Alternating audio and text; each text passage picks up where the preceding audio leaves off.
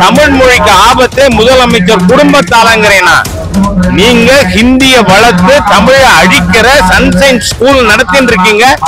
முதல்ல முதல்வருக்கு தமிழ் பற்று எள்ளுமுனை அளவேனும் இருக்குமானால் அந்த சன்ஷைன் பள்ளிக்கூடத்தை மூடி சொல்லல, உங்க தகப்பனார் கொண்டு வந்த சமச்சீர் கல்வி கூடமா மாத்துங்க.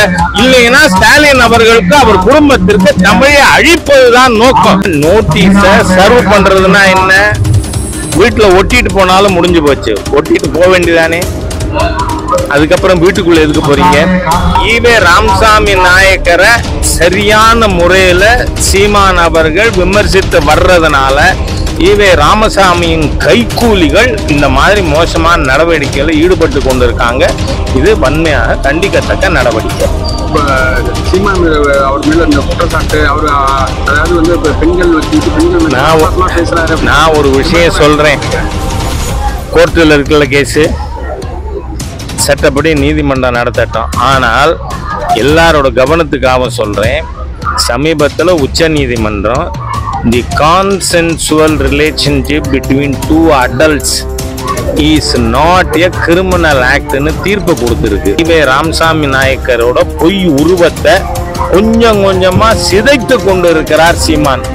தமிழகத்திலே இல்லாத பிரச்சனைய கற்பனையா மக்கள் மத்தியிலே கிளப்பி விட்டு தமிழகத்தில் ஒரு கொந்தளிப்பை எப்பொழுதும் வைத்திருக்க வேண்டும் என்று மாண்புமிகு முதல்வர் ஸ்டாலின் நினைப்பது வன்மையாக கண்டிக்கத்தக்கது.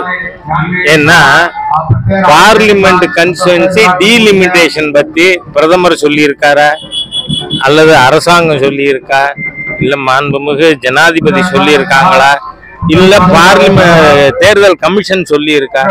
ஒண்ணுமே இல்லாத பொழுது டீலிமிஷன் பத்தி பேசுறது உண்மையிலேயே மோசடி வேலை. இதுல ஸ்டாலின் அவர்கள் ஈடுபட தேவையில்லை. ரெண்டாவது, எதுக்கெடுத்தாலும் சர்வகட்சி கூட்டம் சமபந்தி போஞ்சனம், இது என்ன வேலை?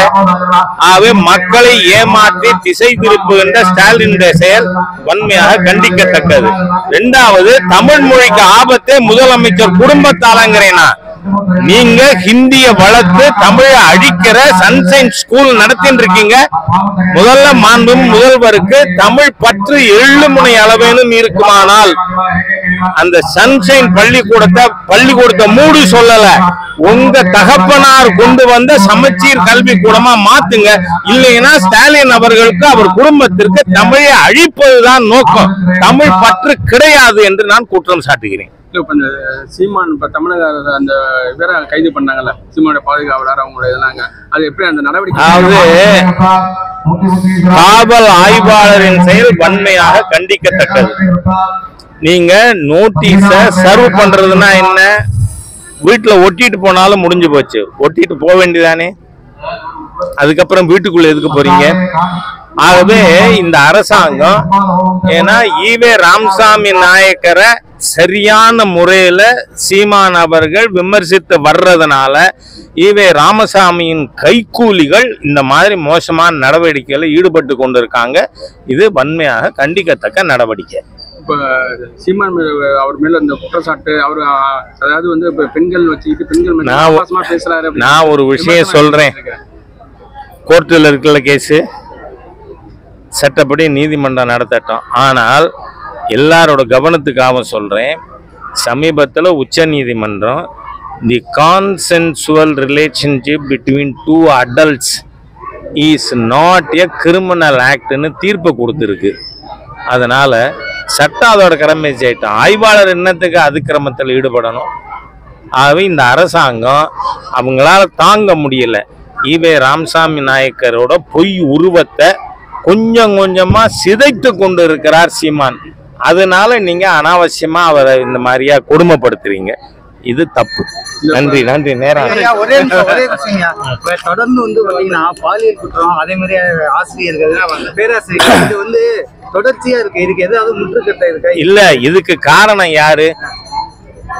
முதல்ல ஆட்சிக்கு வந்த உடனே இந்த திராவிடியன் ஸ்டாக் 67ல என்ன வேலை செஞ்சீங்க?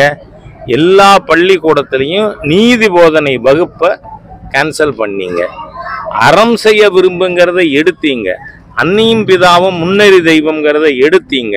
ஆகவே தீய சக்திகள் ஆட்சிக்கு வந்த காரணத்தால் 67 இருந்து சோஷியல் நன்னடத்தை கெட்டு போச்சு, வீணா போச்சு. திராவிடியன் ஸ்டாக்க தமிழ்நாட்டிலிருந்து அடித்து விரட்டாமல் இந்த பள்ளிக்கூடத்தில் நடக்கிற பாலியல் வன்முறையை நிறுத்த முடியாது.